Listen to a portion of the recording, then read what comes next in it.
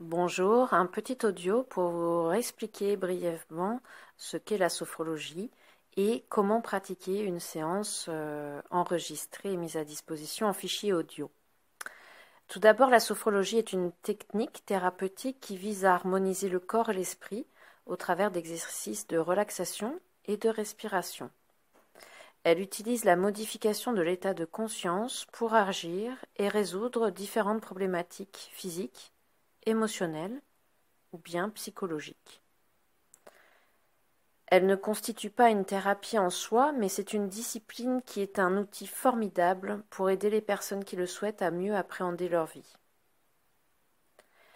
Elle est principalement indiquée pour apprendre à gérer son stress et ses émotions.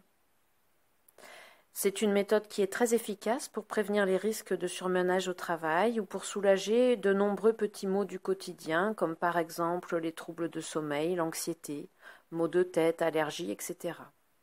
Elle trouve également application pour venir à bout de troubles psychosomatiques, pour se préparer à une situation stressante comme un examen, un entretien, pour gérer la douleur, accouchement, intervention, ou pour aider les enfants dans la gestion du stress, l'échec scolaire, etc.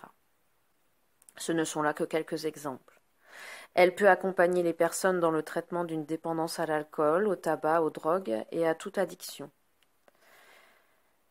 Mais elle possède également des incidences sur le plan psychologique puisqu'elle permet de restaurer la confiance en soi, de lutter contre les troubles de l'estime de soi, les phobies sociales, les TOC, ou encore de vaincre la timidité en public.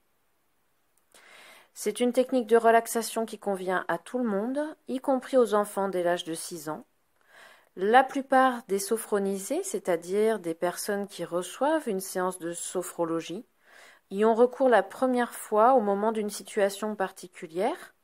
Cela peut être le cas pour des femmes enceintes qui souhaitent vivre une grossesse harmonieuse ou se préparer à l'accouchement d'une manière différente.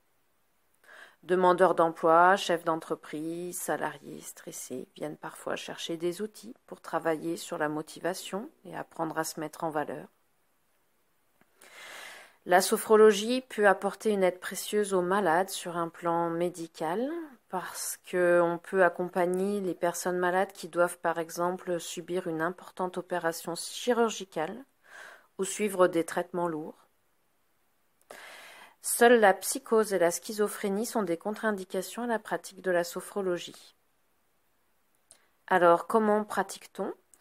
La sophrologie est pratiquée en posture assise ou debout, et elle a pour objectif de conduire la personne vers ce que l'on appelle le niveau sophroliminal, c'est-à-dire un état à mi-chemin entre la veille et le sommeil.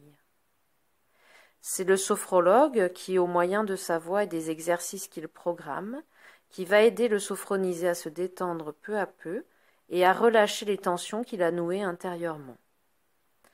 Proche de l'hypnose, l'état de relaxation atteint permet aux praticiens de commencer le travail sophrologique. Basé sur la respiration, sur des techniques de visualisation et sur la réalisation de mouvements simples, ce travail vise à aider le sophronisé à prendre conscience et à mieux utiliser ses capacités propres telles que la mémoire, la concentration, la pensée positive ou encore la conscience du corps. Elle peut se pratiquer de manière dynamique, c'est-à-dire par l'exécution de certains mouvements corporels qui sont alliés à la respiration. Ici, je vous propose de pratiquer des séances de sophro-relaxation au cours desquelles vous serez allongé. Il est important, avant chaque séance, de veiller à ne pas être dérangé. Pensez à couper le téléphone portable et si vous pratiquez directement la séance sur votre smartphone, veillez à couper tout bip de notification et toute sonnerie d'appel, même en vibreur. C'est très désagréable et très déstabilisant quand on peut avoir une notification ou une vibration qui arrive en pleine séance. Veillez également à ce que personne ne vienne interrompre votre séance, conjoint, enfant ou autre, et si vous le pouvez, pratiquez dans une pièce au calme et sans animal de compagnie. Vous devez vous sentir le plus confortable possible. N'hésitez pas à caler votre dos ou vos genoux avec des coussins. Choisissez la position assise ou semi-allongée si elle est plus confortable pour vous qu'une position totalement allongée. Et n'hésitez pas à couvrir vos yeux avec un bandeau, un gant de toilette ou un foulard pour vous laisser transporter. Je vous souhaite une bonne pratique